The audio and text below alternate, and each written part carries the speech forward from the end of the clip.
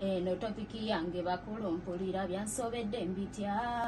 genda ku Bokati TV ondabe konti oba byenjogera bituufu nagenda nenfuna olubuto nga simanyi taata waalo mutuufu waliwo n'olunaku lumu lwe nabeeranga n'abasajja 5 yali mmandwa ya Buseegu bwe yalinnya nenkubira ku Pita olwamala okulya n'atema nzolo nenkubira ku Siraaje ne pulete yayambala olwatuuka neyevumbika olujja n'alugubyagubya nemugoba nenkubira Abudu yajanywedde nembaluka nambalula kati sikyabiddira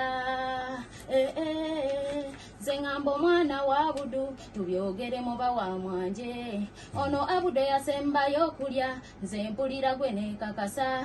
oba Siraaje yatandika obumpi alabika wakyeyune kati erinnya lye yesamanya ndikulya kikali ennoonya ne bwe badyeni ebigaana mu kazannyo tebyali byangu Pita yalyanga ku ssaawa 1-2 nga Siraaje azze ngenda owulira kyeyune mu nva ssaawa 3 nga yingidde alya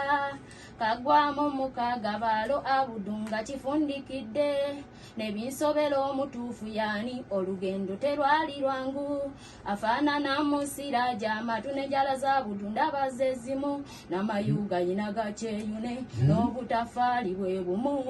oba tumutuume ndakyeyune Abudu agamba buwe ne Pita asaba mwana we binsobedde kati munjune sazeewo mugaga gwe muwa ono mwana wa kyeyune